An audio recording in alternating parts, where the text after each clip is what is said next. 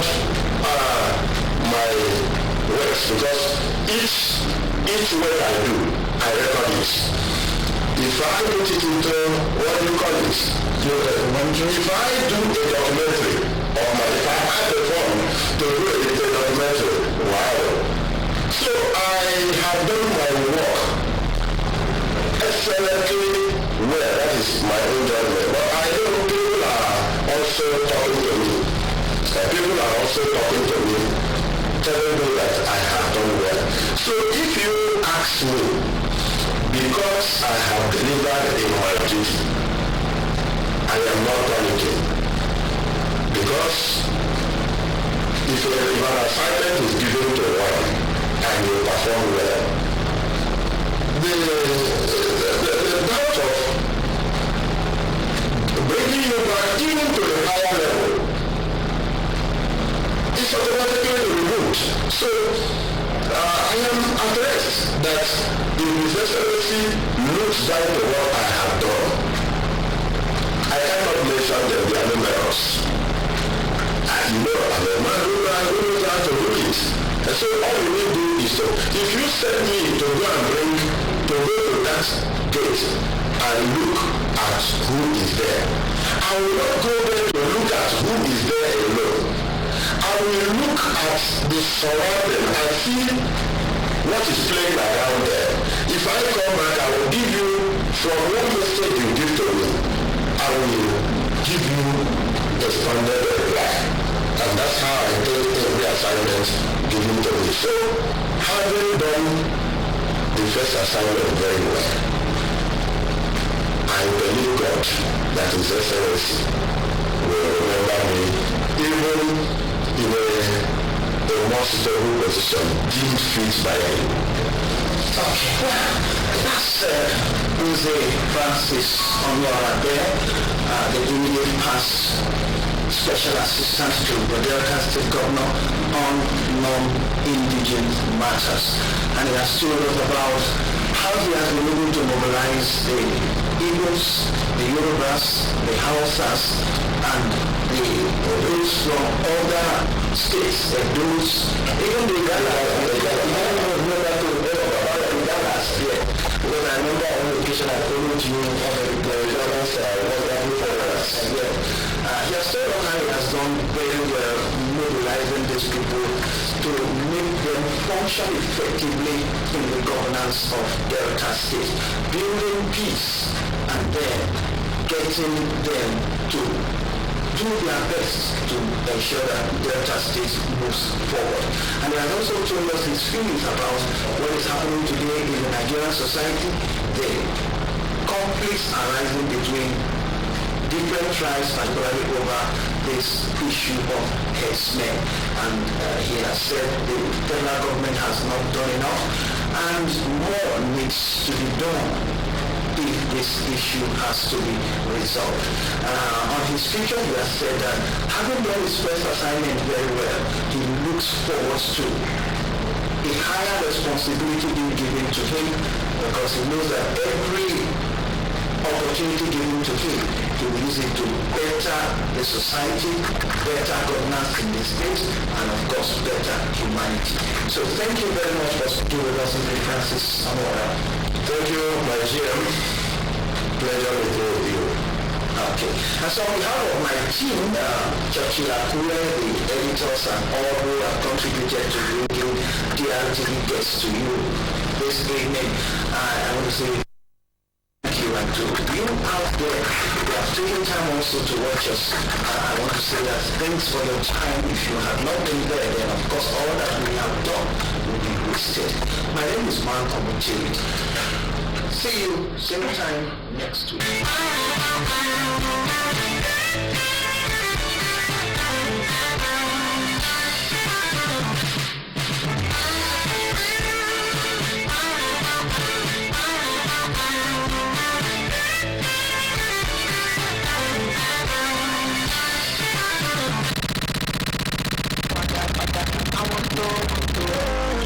I want to spoil my mother. I want to try again. I want to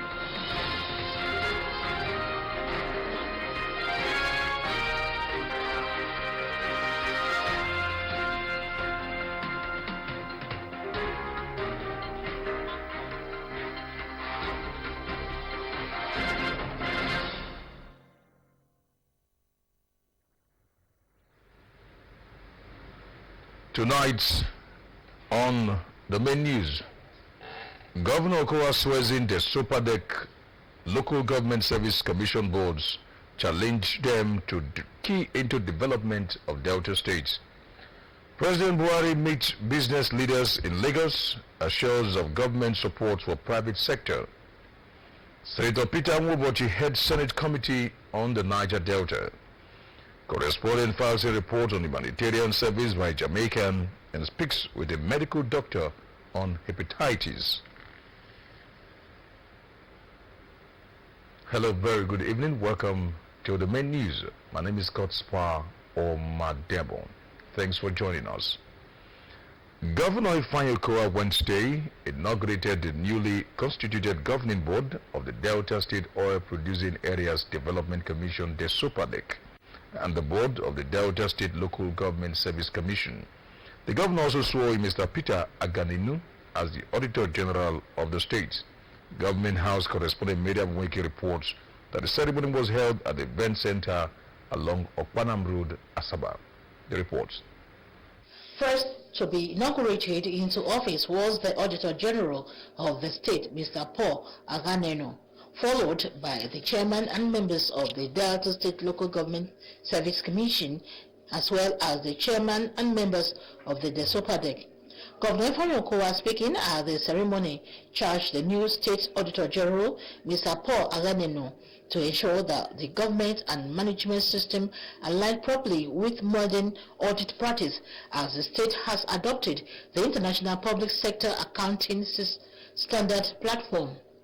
Governor Okowa enjoined the Auditor General to see that ministries, departments, and agencies of government comply with the approved regulations in the administration and management of public finance. It is your onerous responsibility to see that ministries, departments, and agencies of government fully comply with the approved regulations for greater efficiency in general administration and management of public finance.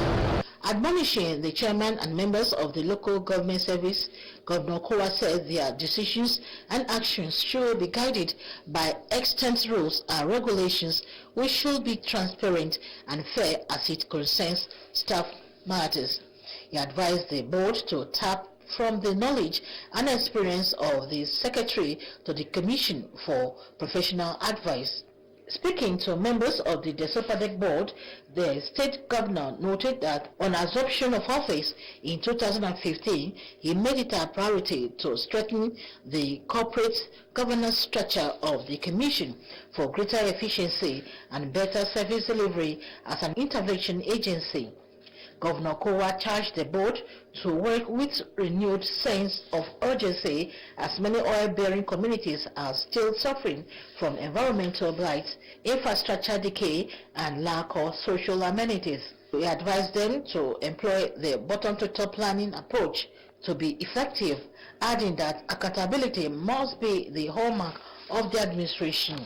Responding, the new State Auditor General, Mr. Paul Aganenu, the chairman of the State Local Government Service Commission, Mr. Joseph Otire, and the chairman of the Superdec, Honorable Michael Diden, thanked Governor Ifeanyi Okowa for the appointment and opportunity to serve the people, pledging their support to build a stronger Delta state.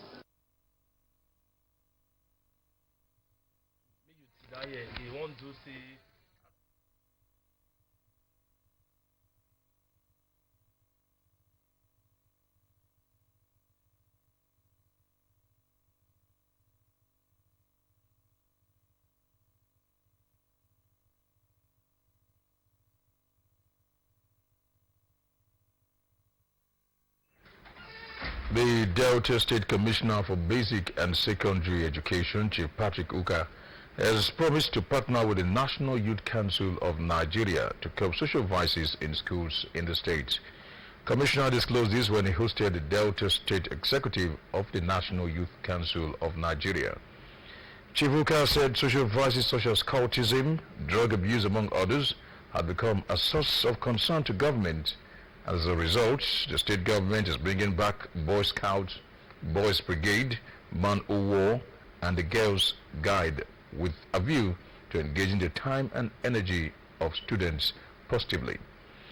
He stated that the absence of voluntary organizations in schools were part of what has resulted in the increase of certain vices in schools.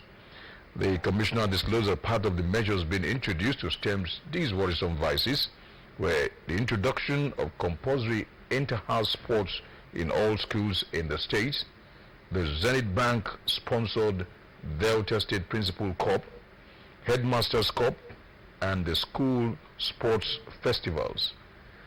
Chief Uka said role models will visit schools to monitor students and inspire them to live a productive life that will make them useful to the society. Chairman of the state chapter of the National Youth Council of Nigeria Delta State, Comrade Kenneth Okorie, said the courtesy visit was to see how to partner with the ministry on how to help curb social vices in schools through the reintroduction of voluntary organizations. The Delta State Ministry of Basic and Secondary Education, ASABA, has released the approved school calendar for 2019-2020 academic session for public and private schools and post-primary schools in the states. A statement from the ministry explained that the first term of the 2019-2020 academic section will begin on Sunday, September 8, 2019 and end on Friday, December 13, 2019, while the midterm break for the first term would come up on Thursday and Friday, October 24th and 25th, 2019. Parents and guardians are also to note that the second term would commence on Sunday, January 5th, 2020 and ends on Thursday, April 9, 2020, while the midterm break for the second term would be from Thursday to Friday, February 13th and 14th, 2020. The statement also added that the third term for the 2019-2020 academic session commences on Sunday, April 26, 2020 and ends on Friday, July 17, 2020, while the midterm break would come up on Monday, June 8 to Friday, June 12, 2020. The ministry stated that any school that has a genuine reason to close earlier or after the stipulated dates in the school calendar should seek approval from the ministry, as any school that does not adhere to the approved school calendar will be sanctioned. Also, boarding schools in the state are to resume on Sundays. Students of public schools in the state were advised to resume in the first week of resumption, as a continuous assessment test with a score of 10% will be set for students. Over 60 teachers from the Niger Delta area have been trained on environmental awareness, climate change, and alternatives in renewable energy sources as a means of impacting such knowledge and awareness to their students. Correspondent Daniel Oji and Ifeanyi Onyecheke report that the trainers explained the use of renewable energies such as solar, biogas, among others, that it remains the alternative means of abating the numerous problems associated with fossil fuel currently being used across the country. The report. Convener of the Teachers Forum, who doubles as Director of the Environmental Rights Action and Friends of the Earth Nigeria, Dr. Godwin Uyi, while addressing the secondary school teachers drawn from Delta, Edo, Bayelsa, and Rivers states, spoke on the need for continuous awareness on renewable energy sources in order to capture younger ones. Dr. Uyi, who said other countries of the world, including Germany, China, India, France, amongst others, are already transiting to the use of renewable energy sources, urged the Nigerian government and our citizenry to show commitment in order to experience suitable electricity generation and at the same time incur lesser damages to human students under them so as to carry them along. While raising fears that the country is gradually turning into dumping ground by other developed countries, Dr. Godwin Uyi called on Nigerians to key into renewable energy sources. Nigeria is facing a critical problem of energy. And we need you to turn that narrative around And instead of depending on petroleum, oil and gas, we should find ways to shift this narrative and begin to use renewable energy. Some speakers took the participants on key areas of renewable energy sources and disciplines as part of broadening their horizon. The Chief Inspector of Education, CIA, Warri Southwest Local Government Area, Mrs. Christine Okere, said the forum has helped her understand the importance of renewable energy sources and its implication for developing nations. A proper solution to brainstorm on how to solve the problem is something that should be encouraged. You know, when I was invited, I never knew that it was going to be something like this that involves other states. So I'm really, this is a pleasant surprise. Representatives of schools as it's helped to reduce dependence on fossil fuel. They equally stated that the idea of renewable energy source would serve as a means of income to young talented individuals who have interest in the power sector. We as Nigerians, ERA is trying to tell us that we have to keep it so that the time doesn't come where we are lacking behind, thinking of what to do, where others are already at. Then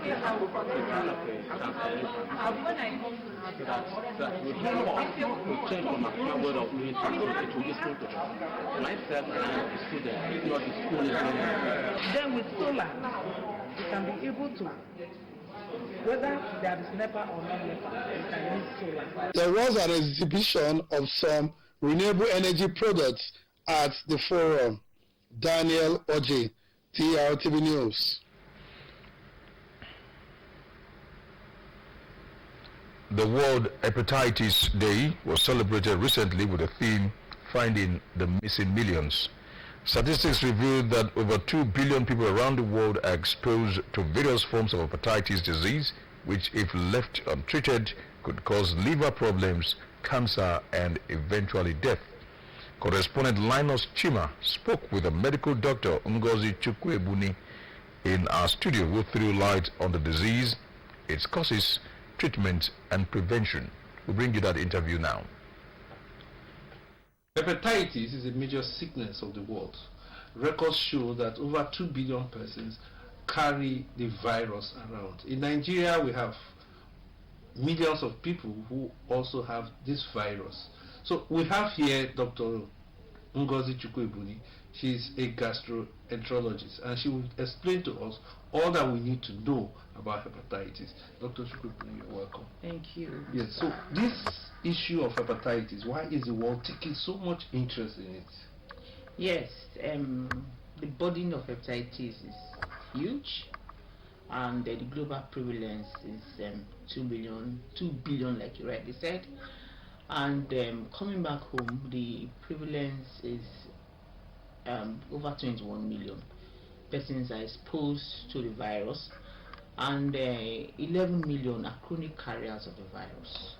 So that is why the theme for this year World Hepatitis Day is finding the missing million. The missing million. From your analysis, about 30 million persons may just have this virus. Well, from my analysis, hepatitis B, there are other viruses, but why the so much emphasis on hepatitis B is because it's the most common. Okay. Yeah, it's most common, and I would like to also note, us to know that hepatitis B and C they both cause chronic infections. If I pass through the streets of Warri, can I identify somebody that has hepatitis B? Well, it depends on the type. There are two types. We have the acute infection and the chronic infection. You may be able to identify those who have the acute infection because they have symptoms, fever and yellowness of the eye. But those who are chronically infected, you may not be able, because they are asymptomatic. Okay. They do not have symptoms. They're just like you and I. They're walking through the streets of Reno. And those are the people we should be worried about. Those are the people we're actually looking out for. Yeah.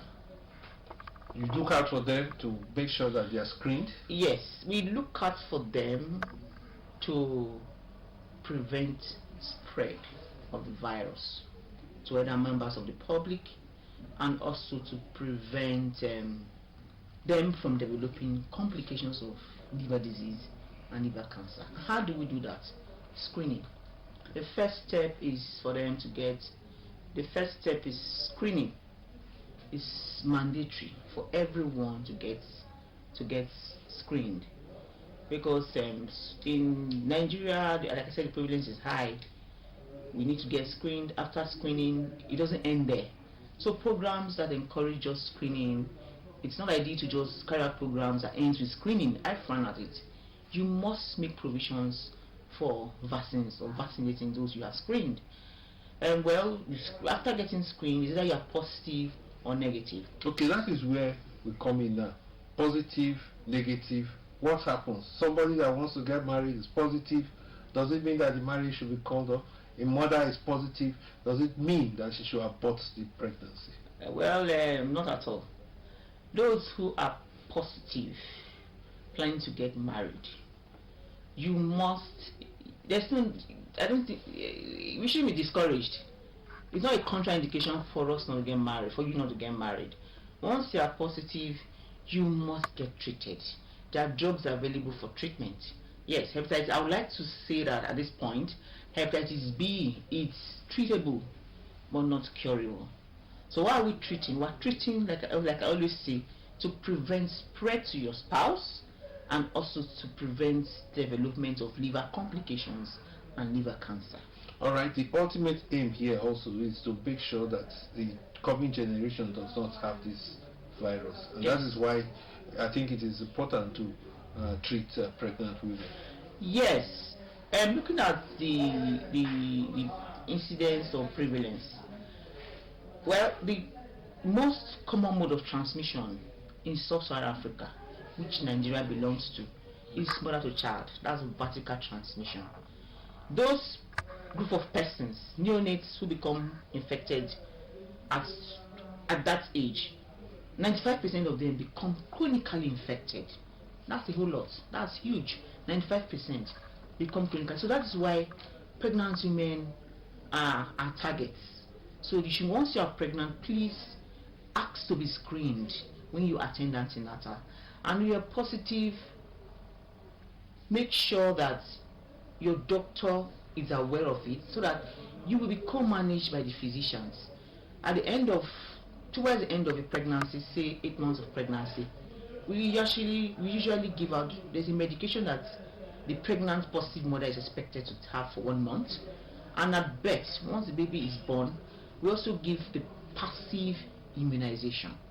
Okay. Then, sorry, and of course, hepatitis B vaccine for neonates and children is one of those vaccines included in the national immunization program. Okay. So by then the child has a passive, the mother has the 9 months drug medication, the passive and active immunization. I think that offers 95% protection to the baby.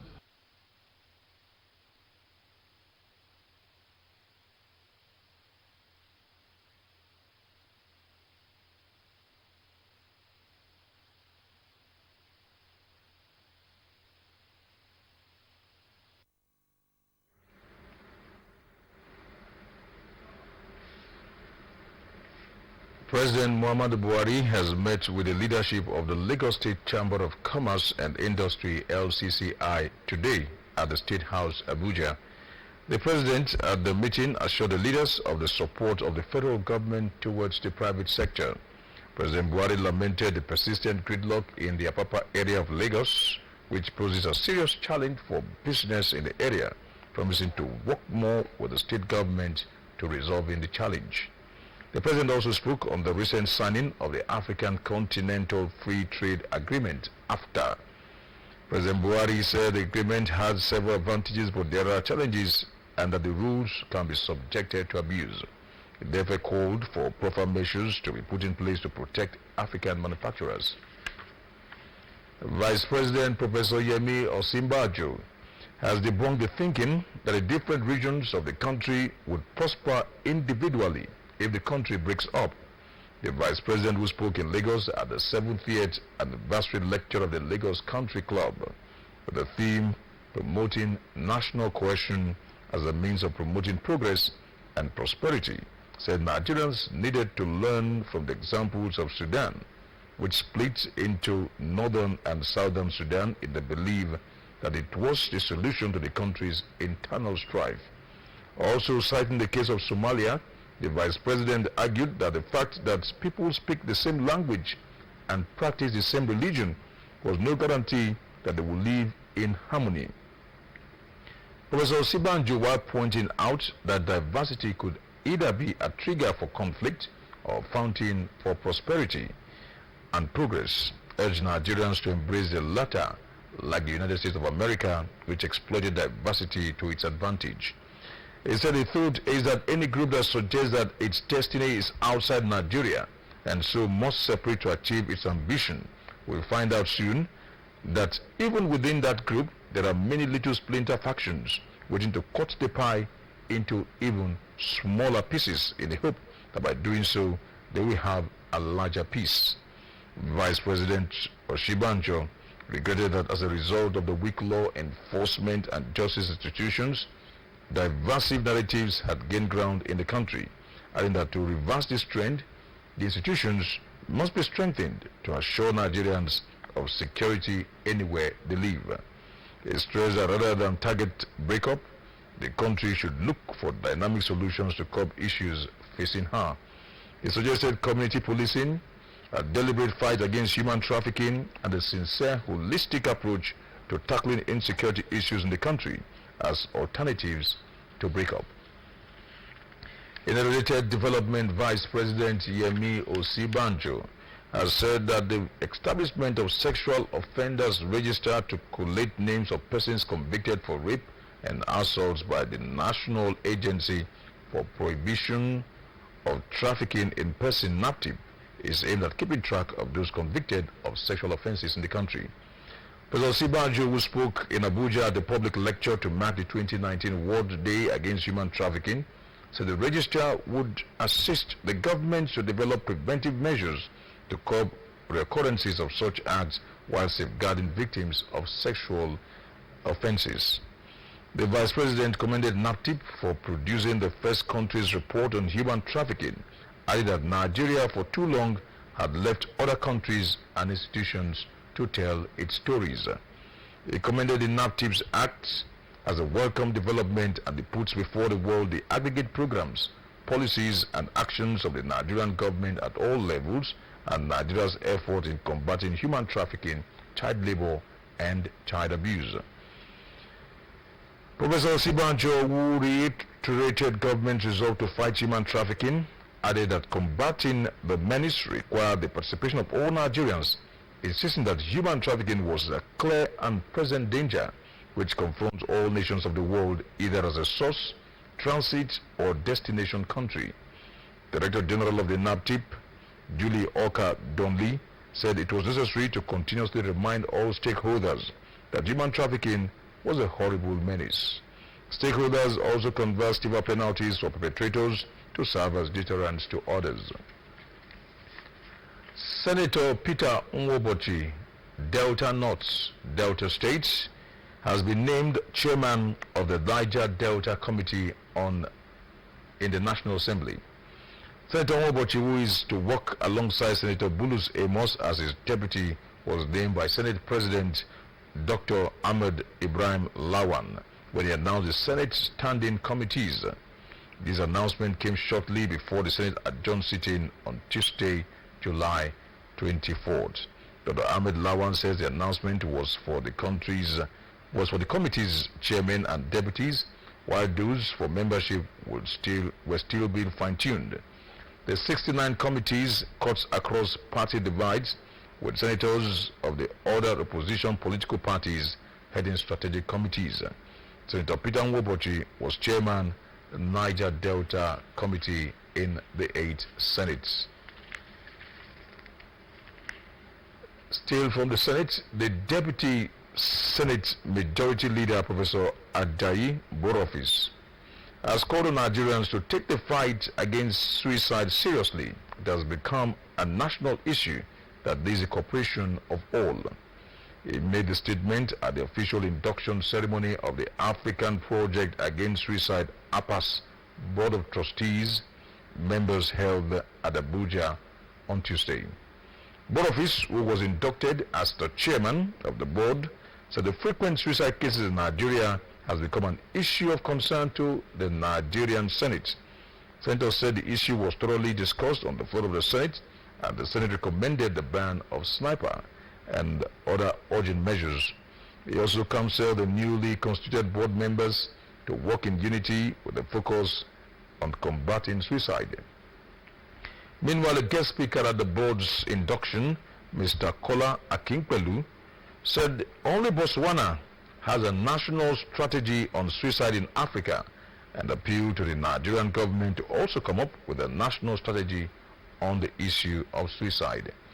Other members who spoke said the fight against suicide cannot be effectively done individually by any organization without the cooperation of the government. They advised that awareness programs should be taken to all parts of the country. They said many lives have been rescued by APAS since the inception of the project in Nigeria, reiterating the commitment of the organization to preventing suicide in Nigeria. The Amnesty International has described the federal government's proscription of the Islamic movement of Nigeria as a suppression of the freedom of religion and association. The Islamic movement of Nigeria, led by Ibrahim El-Zazaki, was categorized as a terrorist group last week by the Federal High Court. The classification followed the fatal shooting of a police chief during a protest by members of the group on July 22nd in Abuja. Although federal authorities blamed the protesters for the officer's death, the movement rejected the allegation. No evidence has been made public about who was responsible for the casualties recorded at the protest, which included a reporter and more than a dozen members of the IMN.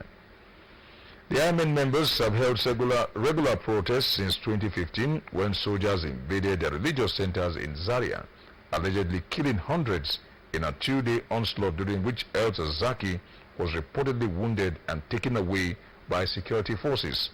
Following government's failure to release Mr. El-Zazaki, despite a court order, the IMN members vowed to hold almost daily protests for their leader's release, many of which turned violent and left additional members killed by security forces. On Tuesdays, Nigeria's police chief Mohammed Adamu said IMN members will be treated as terrorists if they embark on further protest in the wake of the proscription. The Amnesty International said the proscription of IMN is a deliberate attempt to divert attention from crucial issues, including justice for the massacre of over 350 members of the group in Zaria in December 2015, as well as other IMN supporters killed by security agencies over the years. They added that despite Federal High Court's order of December 2016, government has continued to keep Ibrahim El-Zazaki in detention, and his bail application perpetually delayed despite repeated concerns over deterioration of his health. The Buhari administration argued that the Nigeria IMN as a fake movement of South Saudi IMN was not synonymous to Shiism, and neither of the two is interchangeable. According to the Islamic factional group, IMN started in the late 1970s as a socio-cultural and political religious revivalist movement, drawing its inspiration and taking its cue from essentially Sunni activists from countries like Egypt and Pakistan. He explained that when the leader of IMN, Sheikh Ibrahim El-Zazaki, became a Shiite, he fell into the dilemma of either abandoning a Sunni revivalist movement, risking the possibility of losing his followers, or continuing with the movement with all its Sunni content but a Shiite face. He chose the latter, and that has been his undoing. The Al Taqwalin Cultural Foundation urged the press to appreciate the difference between IMN and Shiism. The factional Shiite organization Al Taqwalin Cultural Foundation, however, appealed to the Kaduna State Governor Nasser El-Rufai to use his good office and withdraw the case against Sheikh El-Zazaki in the Kaduna High Court. Meanwhile, the Islamic Movement of Nigeria, IMN, has announced a temporary suspension of street protests to allow for what it called new openings into the resolutions of the problems, especially the court case instituted by its lawyers on the proscription order made by the federal government this week. In a statement made available to newsmen and signed by Ibrahim Musa, its spokesman, the movement said anybody seen protesting the name of the movement might be because the notice has not reached those in the field, or the message is misunderstood, or it's some security agents who are mischievously behind it, as they may have been doing in an attempt to smear its image. According to him, the decision was taken in good faith out of respect for some eminent people and groups whose input in the resolution of the problems appear genuine.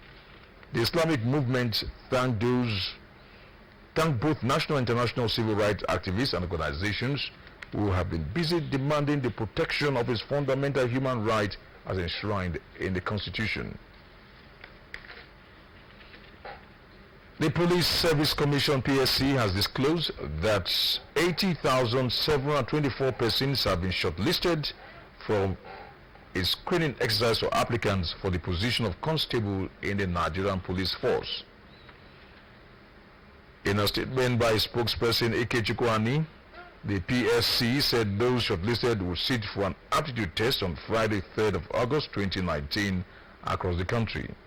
The Police Service Commission stated that the Commission is currently sending SMS to the telephone lines of the shortlisted candidates with a view to inviting them for the aptitude test, which is scheduled to start by 8 a.m.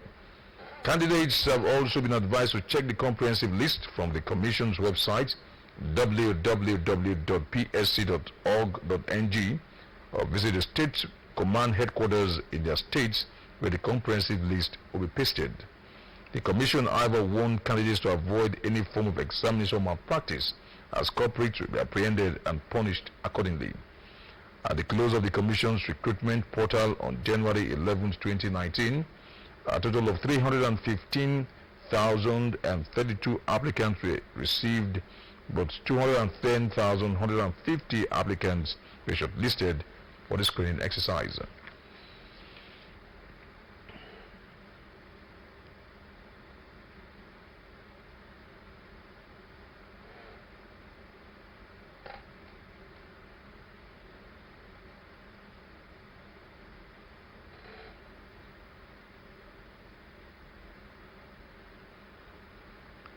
The name Doris Elaine Aroturi may not strike a chord with you if you do not live in the Samwari area of Wari, but those who know her describe her as an amiable, charismatic personality who has given herself to help humanity.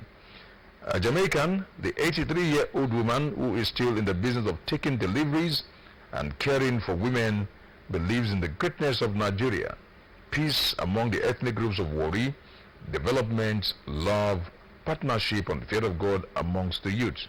Correspondent Linus Chima spoke with her and brings the report.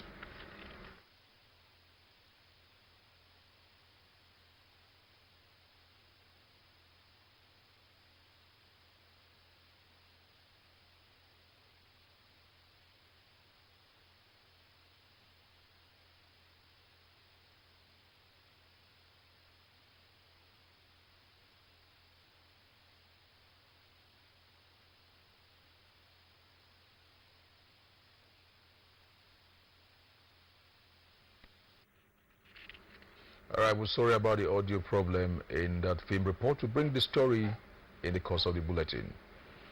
A fuel tanker has exploded in Tonfrey along Gombe-Bauchi Express Road, Gombe State. According to the report, the tanker caught fire after an accident involving another truck and a motorcycle. Eyewitnesses say the accident occurred while one of the truck was trying to overtake the other. The number of casualties is yet to be ascertained as at the time of filing this report. And from the foreign scene, oil prices rose for the fifth day on Wednesday, supported by a drop in the U.S. inventories and investors' expectations that the U.S. Federal Reserve will lower borrowing costs for the first time since its financial crisis more than a decade ago. Brent crude, The international benchmark for oil prices were up to 40 cents or 0.6% at $65.2 a barrel. The U.S. West Texas Intermediate crude gained 20 cents or 0.3% to rise to $58.25 per barrel. The central bank in the U.S. began a two-day meeting on Tuesday, and members were expected to cut interest rates, with President Donald Trump reiterating his call for the federal government to make a large cut. Oil prices dip on worries that fuel demand will stall as global growth slows. The move has long been anticipated and represents a double boom for oil prices. Experts say on one hand it should encourage U.S. oil demand, on the other hand it will apply downward pressure on the dollar. Oil stockpiles fell again last week along the gasoline and distillate inventories. Back home, Emevo community in Isoko North local government area of Delta State had received a lifeline from the state government following the April 2018 rainstorm disaster. Secretary to the Delta State government, Mr. Chiedu Ebie, who made the presentation on behalf of the government in Emevo, said the financial gesture was to assist the victims cushioning the effects of the disaster. Ebie, who described the disaster as unfortunate, said the gesture was not government's payment for the losses, but a way to identify and sympathize with the victims. The SSG expressed optimism that the assistance to the victims would go a long way in helping them replace some of what the rainstorm had damaged. The rector of the Delta State Emergency Management Agency, Mr. Karu Oviemeso, said the agency visited the community after the incident in April 2018 to assess the extent of the damage. Responding, one of the beneficiaries, Mr. Ogedegbe Ona, thanked Governor Ifeanyi Okowa for the gesture. He noted that the governor was the first person to identify with the community after the disaster.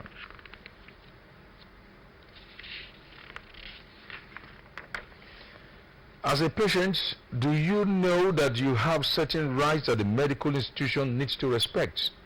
Our correspondent Linus Chima was at the Central Hospital Warri, where he spoke with the medical director and other health officers on what rights patients enjoy.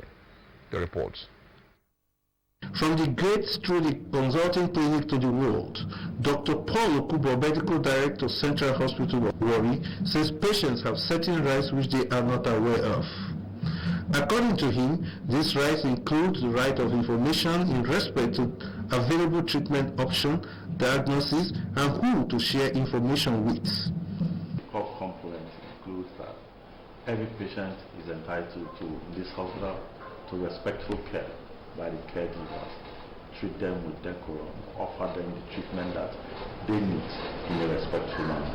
The patients are also entitled to information with respect to their diagnosis, with respect to the options available for treatment, and they have the right to informed consent, to make informed decisions with respect to whatever treatment you want to offer them.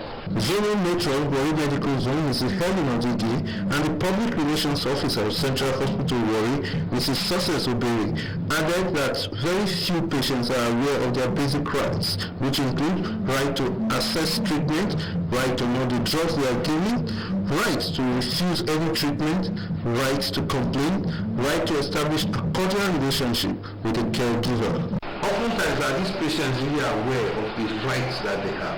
No, they don't. Most of them are not aware. It's just recently now some people are beginning to know that they have some rights. Mrs. Success Obey added that patients also have rights to complain if not satisfied with the attention given, and that they also have right to a clean environment and functional facilities in the hospital. Complain about one, maybe the toilet is not clean enough. Complain about the attitude of the caregiver.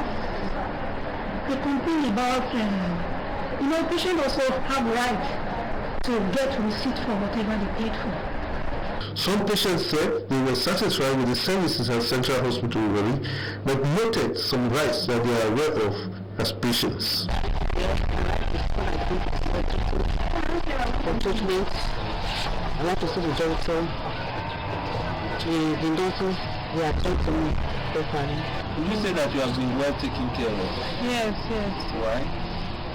Yeah, things going well. Inasmuch as patients have rights, it is also important that they respect the medical caregiver's right to decent behavior and respect dates and time of medical appointments. Linus Chima reporting.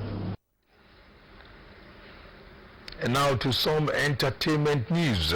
Tunde Obe and Wumi Obe are easily one of the greatest love stories in the Nigerian entertainment industry.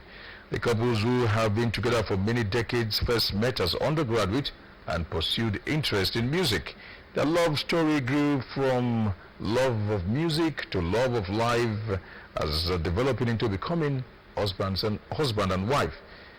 The Obes have found a way to build their marriage that is exemplary for many who wish to get into marriage and make it last. Just recently, Wumi hit the golden jubilee age, and her husband celebrated her on the social media. In a post shared on his Twitter page, Tunde stated that he met Wumi since she was 19 years and has watched her blossom into a matriarch, a symbol of unconditional love and goodness. Big Brother Naija. Fans of Africa's biggest reality television show, Big Brother Naija, have made the introduction of two new housemates to the house. BB Naija fans were on Tuesday night introduced to two new brand housemates, Benita and Elozanam. The introduction of the new housemate follows an announcement made by show host Ebuka during Sunday's eviction show regarding a twist in the coming week. The new housemate's entrance into the house brings the present number of housemates to 16. Benita, one of the new BB Naija housemates, she's 32-year-old. She's a British actress known for her role as Mimi in the comedy hit series AY's Crib. Benita's introduction has sparked some emotions in the house, as she has already struck an interesting relationship with older housemates, and the guys, especially Omashola, seem to be already fond of her.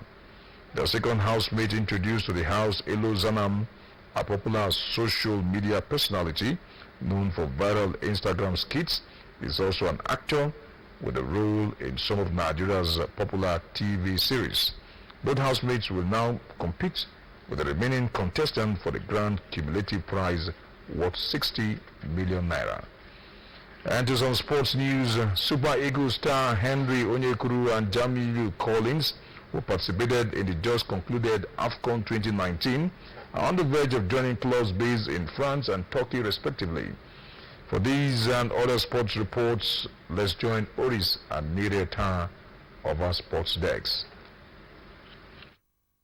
Super Eagles attacker Henry Onyekuru is being linked with an imminent move to Monaco. According to reports from Monaco's website, the Principality club are in the market for offensive players and are on the brink of signing Everton's owned Onyekuru. A transfer fee of 17 million euros is being rumored, and it is claimed that the player has been offered a 5-year contract. Onyekuru could replace Monaco's Colombian hit man Ramadel Falcao, who is reportedly close to a switch to Galatasaray. Similarly, Nigeria international defender Jamilu Collins is on the verge of a move from German Bundesliga side SC Paderborn to Turkish giant Besiktas. Besiktas, according to several reports in Turkey, have made a tempting offer for the highly rated left back, which Paderborn might be willing to accept at the end of the day. A move to Besiktas will see the 24-year-old feature in the UEFA Champions League for the first time in his career. Meanwhile, Super Falcons captain Desire Paramuzia has added her voice to the call for equal pay with fellow male footballers, as she has asked that the women's senior national team, the Falcons, be paid the same amount of money paid to the men's national team, the Super Eagles. Paramuzia, who made the call at the 2019 Ladies in Sports LIS conference held at Lagos, says the Super Falcons deserve equal pay, adding that the team is the most successful successful female team in Africa. Super Eagles head coach Ghana Boy has hinted that he's ready to leave if the Nigerian Football Federation asked him to, revealing that there was no contract clause in his deal. The Franco-German-born coach, who was speaking against the backdrop of criticism after his tackle at the 2019 African Cup of Nations, stated he would love to stay, but debunked media reports claiming that he would be paid $1 million if sacked by the NFF.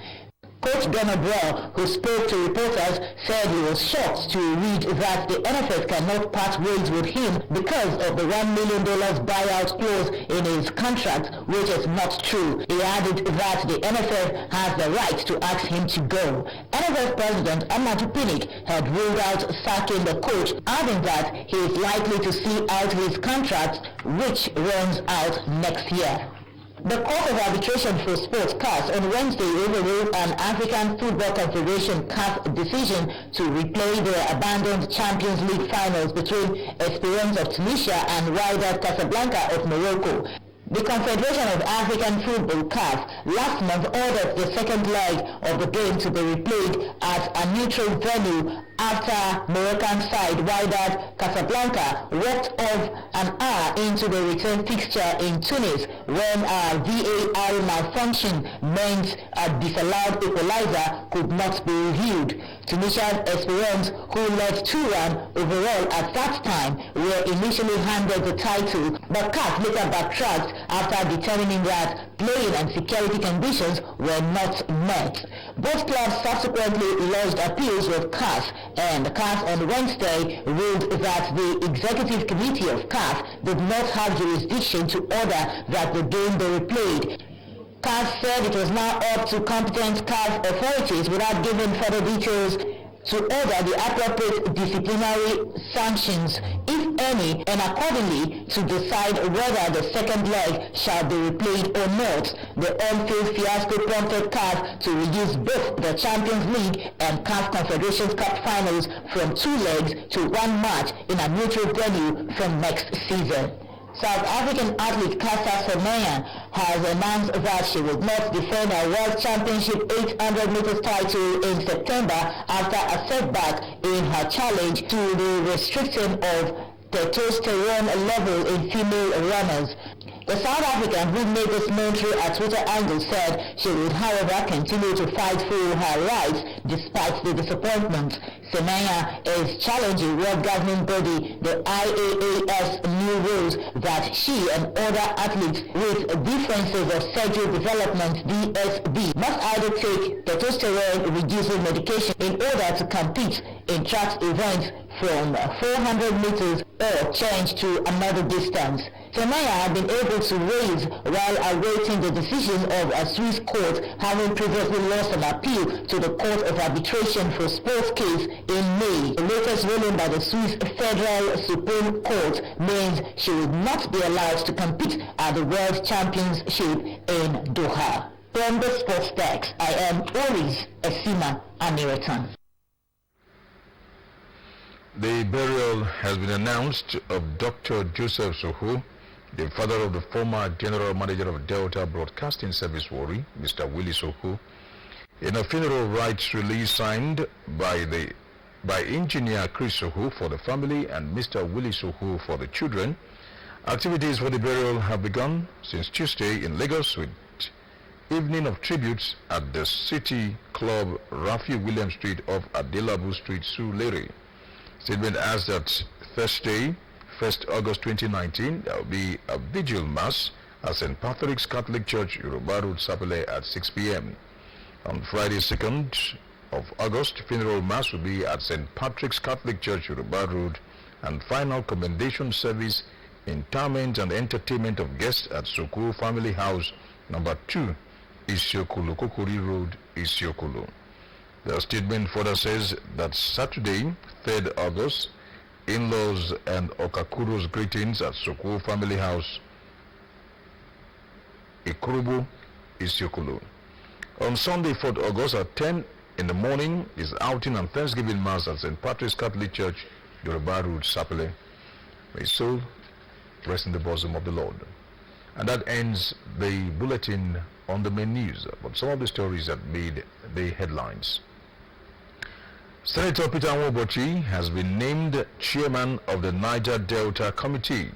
Senator Nwobochi, who is to work alongside Senator Bulus Amos as his deputy, was named by the Senate President Ahmed Ibrahim Lawan when he announced the Senate standing committees. We also told you that Governor Ifeanyi Okowa on Wednesday inaugurated the newly constituted governing board of DESUPADEC and the board of the Delta State Local Government Service Commission. The governor also swore Mr. Peter Aganinu as Auditor General of the state. That's the news. Thanks for watching. Good night.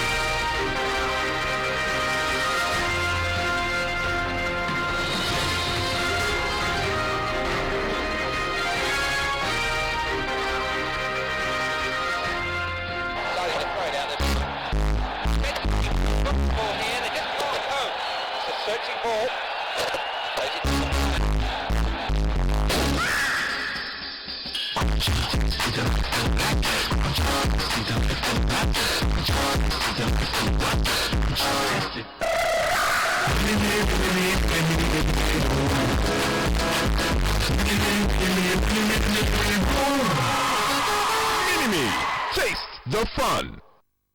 As a mom, wife, and boss lady, there's always so much I have to do. From making sure my kids are alright, finding time for myself, being there for hubbies. Babe. Hey babe. I can tell a coffee.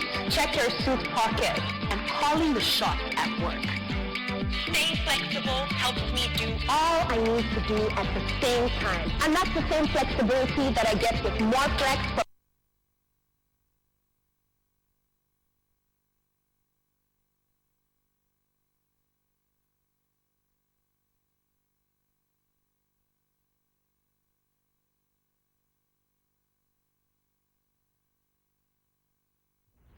Why keep mixing things when you can have all in one?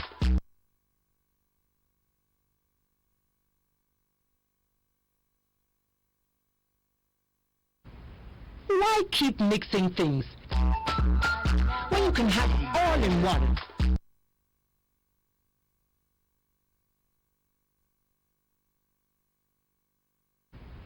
Why keep mixing things when you can have all in one? Why keep mixing things when you can have all in one? Why keep mixing things when you can have all in one? Why keep mixing things when you can have